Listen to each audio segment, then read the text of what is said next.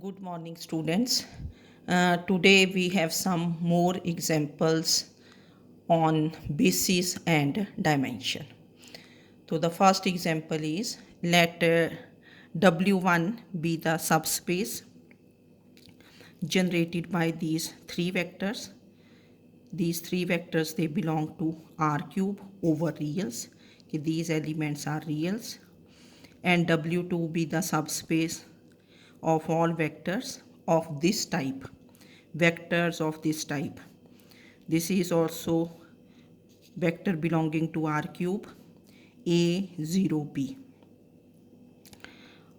For all reals A and B, they are also reals.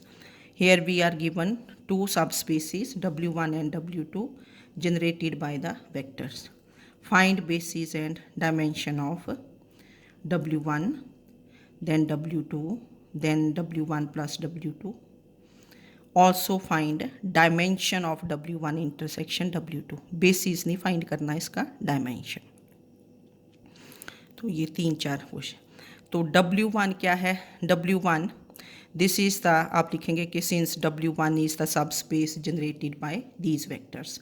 तो basis and dimension के लिए मैंने आपको बताया है कि we consider a matrix consisting of these vectors कि first row will be first vector, second row will be, है ना, and reduce this to echelon form.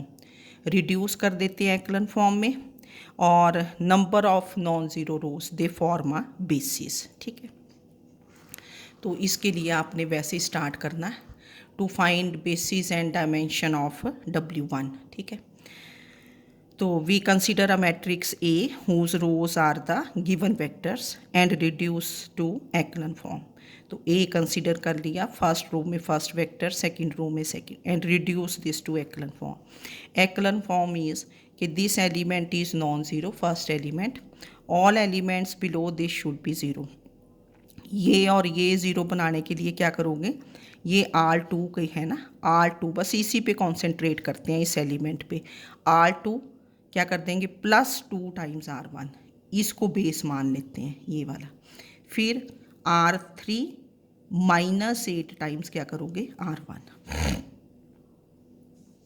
तो फर्स्ट रो यही रही, फिर सेकंड रो चेंज होगी, थर्ड रो भी change. ठीक है, अब आप लोग आगे आपने देखा कि this element is -1, all elements below this -1 are zero, then this 4. ठीक है, अब इस 4 के नीचे के एलिमेंट्स आपको ज़ीरो बनाने हैं. ये 4 है ना, इसके नीचे के ज़ीरो. ये -12 है, इसको देखेंगे आप, ऊपर वाले को बिल्कुल इमीडिएटली ऊपर वाली रो देखनी है, क्योंकि ये देखोगे तो यहाँ मैंने कल भी बताया था कि ये एलिमेंट फिर आपका नॉन ज़ीरो बन जाएगा. तो इस एलिमेंट को देखना आपने. Now for making this element as zero क्या करोगे आप, R3, ठीक है ना, R3 + 3 टाइम्स R2, इसको लेना ऊपर वाली रो को. तो 3 टाइम्स R2, जो रो पहले लिखते हैं या रो ही ऑपरेशंस करते हैं, इनमें हमेशा कॉलम नहीं करने हैं आपने. तो जो रो पहले लिखते हैं उसमें चेंज होती है, first row remain same, second row remain same, third row. तो ये बन गई 0 0 0. तो this is in the echelon form. Zero rows they are at the bottom, non zero rows they are at the top. This is in the echelon form. तो basis of सब स्पेस W1 कितना बन जाएगा, non zero rows they form ना basis. तो this is the set consisting of these two vectors. And what is dimension of W1, this is 2. ठीक है, तो W1 का काम खत्म हो गया. अब W2 क्या थी आपके पास, W2 ये थोड़ा डिफरेंट था कि this is the subspace generated by vectors of this type A0B where A and B are reals. Now to find basis and dimension of W2. ठीक है, तो इसके लिए आपने पहले W2 लिख लेना, set. We write W2, this is the set consisting of this vector A0B such that A and B are reals. अब A0B this can be written as, इसको sum of two vectors लिख सकते हैं. कैसे, A00 फिर +0 0 B. पहले भी हमने ऐसा किया कि पहले ए ही रखा, बी को ज़ीरो कर दिया, फिर ए को ज़ीरो कर दिया, है ना, ये where a and b are reals.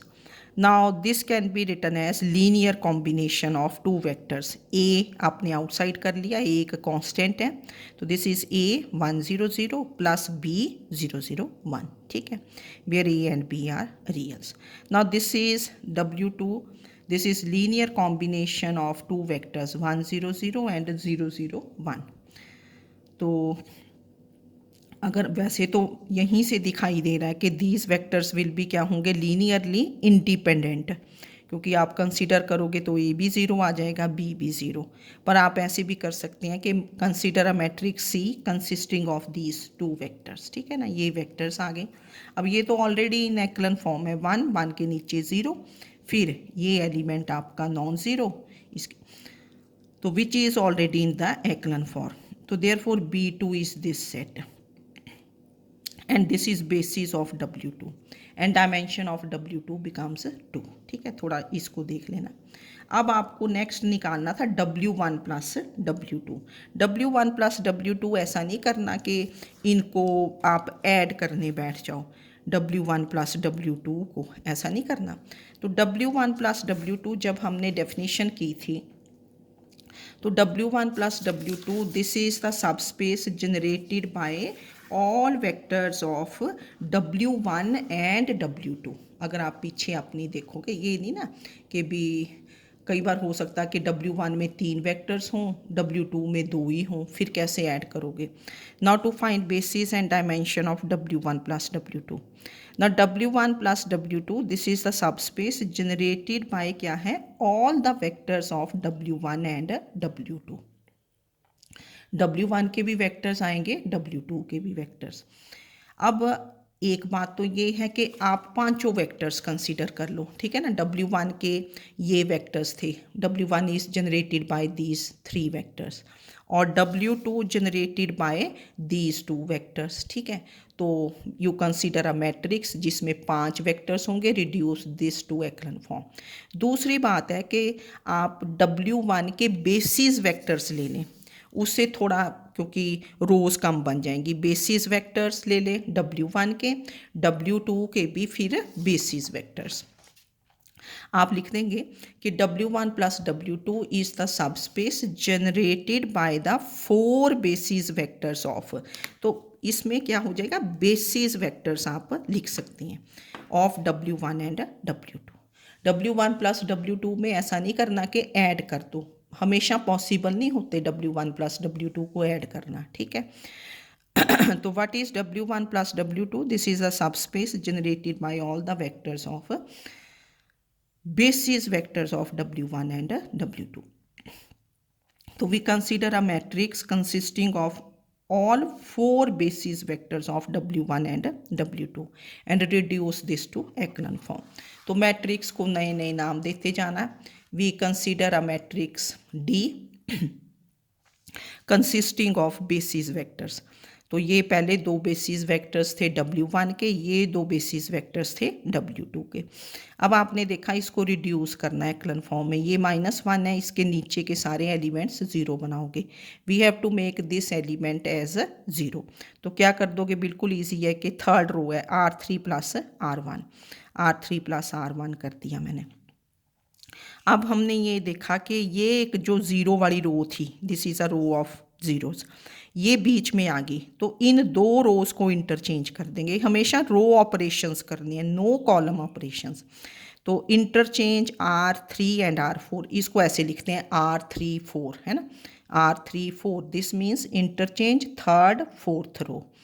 तो फर्स्ट सेम रही, सेकेंड सेम, फोर्थ को थर्ड कर दिया, क्योंकि तो this is in the echelon form. देखो ये फिर 4 के नीचे सारे 0, थर्ड रो दिस एलिमेंट -1 के नीचे 0, which is in the echelon form.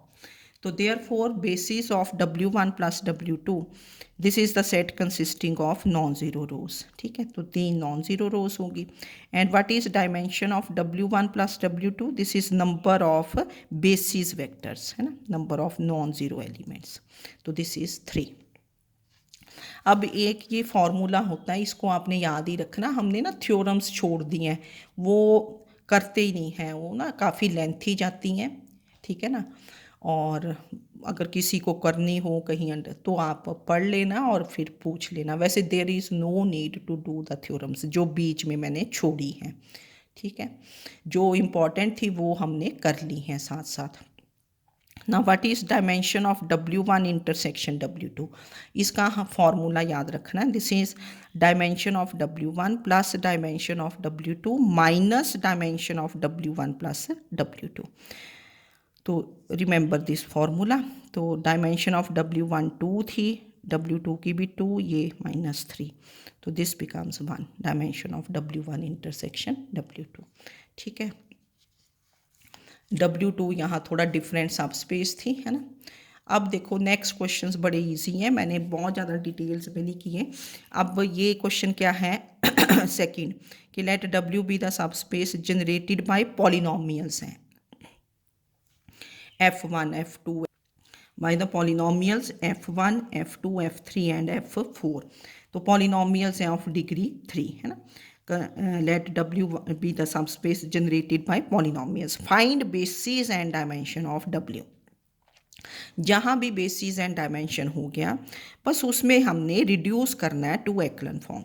अब इसमें क्या करेंगे, जब आपने पॉलिनोमियल्स किया था हमें पता है कि उसका जो बेसिस बनता था वो बन जाते थे जैसे 1x x square polynomial of degree m के x cube up to xm।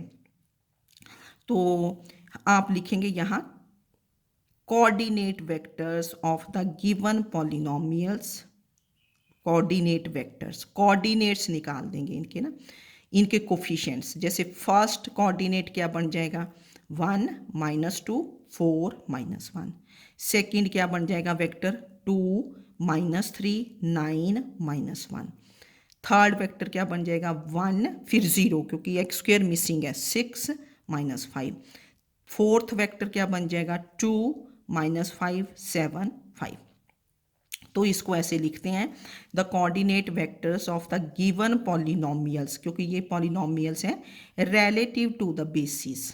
ये बेसिस ऑफ पॉलिनोमियल्स यहाँ क्या होगा पता ही चल जाता है, x cube x square x and 1। तो कोऑर्डिनेट वेक्टर्स, अगर ये भी नहीं लिखना कि रिलेटिव टू द बेसिस, वैसे तो चलो पता है हमें कि पॉलिनोमियल का बेसिस क्या होता है 1x एक्स स्क्वायर जहाँ तक डिग्री जाती है। तो इसके हम कोऑर्डिनेट वेक्टर्स लिख लेंगे, ठीक है। तो what are the coordinate vectors, they become, ये बन गए देखो आपके पास ना, ठीक है। ये चार उनके कोऑर्डिनेट्स लिख दिए, मैंने बताया ना आपको। ये जैसे पॉलिनोमियल है इसका कोऑर्डिनेट वेक्टर 1, इनके कोफिशिएंट्स लिखने -2 4 -1। फर्स्ट वेक्टर बन गया, second vector, third vector, okay. Now we consider a matrix A consisting of these vectors, then reduce this to echelon form। मैंने देखो रिड्यूस नहीं किया इसको, ये आपने अपने आप करके देखना है। Reduce this to echelon form, ये 1 है, इसके नीचे के सारे एलिमेंट्स 0 कैसे करोगे, R2 -2 times R1, R3 -R1, R4 -2 times R1। एक ही स्टेप में ये तीनों बना दोगे फिर है। तो रिड्यूस कर लेना, कहीं प्रॉब्लम हो तो आप पूछ सकते हैं, ठीक है। तो when we reduce this to echelon form, तो this gives you first row same रही, सेकंड में ये चेंज हो के है ना, फिर ये ऐसे, ये 0 रोज हैं, they are at the bottom. तो basis of the subspace generated by the polynomials is, देखो पहले आप कोऑर्डिनेट वेक्टर्स भी लिख देते हो। अब क्योंकि यहाँ पॉलिनोमियल्स थी तो हमने इनको वेक्टर्स की फॉर्म में नहीं लिखना, इनको किसकी फॉर्म में चेंज कर देना, इन रोज को इन फॉर्म ऑफ पॉलिनोमियल्स। जैसी सब स्पेस है वैसा ही उसका बेसिस होगा। ये थोड़ा होगा कि बेसिस ऑफ सब space generated by polynomials is vector, तो इनको भी हमने तो पहली पॉलिनोमियल क्या बनेगी x cube -2x square plus 4x plus 1। Then second polynomial 0x cube plus 1x square plus x -3, ठीक है। पॉलिनोमियल्स हैं तो उनको पॉलिनोमियल मतलब फर्स्ट रो फर्स्ट पॉलिनोमियल की टर्म्स में। तो basis of the subspace generated by the polynomials is this, and what is dimension of W? This is कितनी बनेगी 2, 2 पॉलिनोमियल्स, तो दिस इज 2। तो ये पॉलिनोमियल्स का क्वेश्चन था, तो उसको भी हमने इन टर्म्स ऑफ मैट्रिसेस लिख लिया। नाउ नेक्स्ट इज, देखो नेक्स्ट एग्जांपल क्या है कि let V be the vector space of 2x2 matrices over reals, 2x2 matrices, and W be the subspace generated by these vectors, and W is the subspace generated by these matrices. ये 2x2 matrices है। V is the vector space of 2x2 matrices। वैसे what is the standard basis of vector space V? 2x2 matrices अगर आपको पता हो, what is the standard basis of this vector space V? ये होता था आपका B होता था ना, दिस इज B है ना, B where B is first vector will be 1 0 0 है ना, first vector is 1 0 0 0, second vector जैसे ये होता था ना, ये आपके पास B is the set, B is the set consisting of first matrix होता था 1 0 0 0, फिर सेकंड मैट्रिक्स 0 1 0 0 अगर वेक्टर स्पेस का लिखना है, थर्ड मैट्रिक्स इज 0 0 1 0, और फोर्थ मैट्रिक्स इज 0 0 0 1।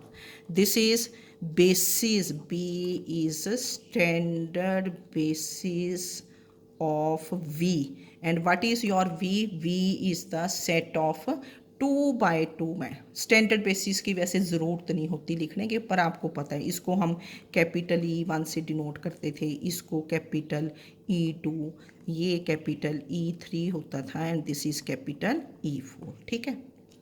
पर there is no need to write standard basis, है ना, पर आपको पता होना चाहिए। Now V is the vector space of 2x2 matrices over reals. W is the subspace generated by these matrices. 2x2 है over reals है। Find basis and dimension of W. ये सारे questions basis and dimension है। तो इसमें भी हम क्या करेंगे, इन मैट्रिसेस को इन टर्म्स ऑफ वेक्टर्स लिख देंगे, ठीक है ना, बिल्कुल ईजी होता है। We write these matrices in terms of vectors. First matrix को एज फर्स्ट वेक्टर, तो द कोऑर्डिनेट वेक्टर्स ऐसे लिखते हैं, the coordinate vectors of the given matrices are, matrices को वेक्टर में चेंज कर देना, द वेक्टर्स या coordinate vectors of the given matrices are, मतलब पहली फर्स्ट रो लिख दी ना 1 -5, फिर सेकेंड रो -4 2, तो ये फर्स्ट वेक्टर बन गया, फिर कॉमा, सेकेंड वेक्टर क्या बन जाएगा 1 1 -1 5, थर्ड वेक्टर 2 -4 -5 7, फोर्थ वेक्टर 1 -7 -5 1, ठीक है। तो सारे कुछ पॉलिनोमियल्स को भी वेक्टर्स में चेंज किया, मैट्रिसेस को भी वेक्टर्स में चेंज कर दिया। Then we consider a matrix A consisting of these vectors, है ना, then consider a matrix A consisting of the vectors, तो ये सारे vectors लिख दिए। reduce this matrix A to echelon form, हमें echelon form में ये 1 है, इसके नीचे के 0 बना दो एंड ऑल दैट, तो ये रिड्यूस करके आपने अपने आप करना है, तो ये ऐसे बन गया, ठीक है। तो what are the therefore bases of the subspace W? Basis of the subspace क्या है W। दिस बिकम्स, पहले आपने फर्स्ट रो को फर्स्ट मैट्रिक्स में कन्वर्ट कर दो, वो तो सेम ही रहेगा, क्या बन जाएगा 1 -5, second row -4 2, comma, second matrix क्या बनेगा, फर्स्ट रो 0 2, सेकेंड रो 1 1, ठीक है। तो ये मैंने फिर ये आपको बता दिया कि देयरफॉर द कोऑर्डिनेट वेक्टर्स, ये 1 -5 -4 2 0 2 1 1 फॉर्म अ बेसिस। अब इन हमने वेक्टर की टर्म्स में नहीं लिखना, हमने किसकी टर्म्स में लिखना, इनको मैट्रिसेस की टर्म्स के। फर्स्ट कोऑर्डिनेट वेक्टर को ऐसे लिख दिया, ठीक है। Now what is dimension of W? ये बेसिस बन गया, this is basis and dimension of W is 2। That is जहाँ भी बेसिस डायमेंशन है हम उनको मैट्रिसेस की फॉर्म में चेंज कर देते हैं और उसको रिड्यूस करते हैं। फिर मैंने ये लिख दिया कि डू दिस सॉल्व्ड एग्जाम्पल 10 है, तो ये आप अपने आप कर लें, ये मैं बताऊंगी नहीं। अब एक या दो लेक्चर्स में हम ये बेसिस एंड डायमेंशन का ख़त्म कर लेंगे, ठीक है। Okay, thank you.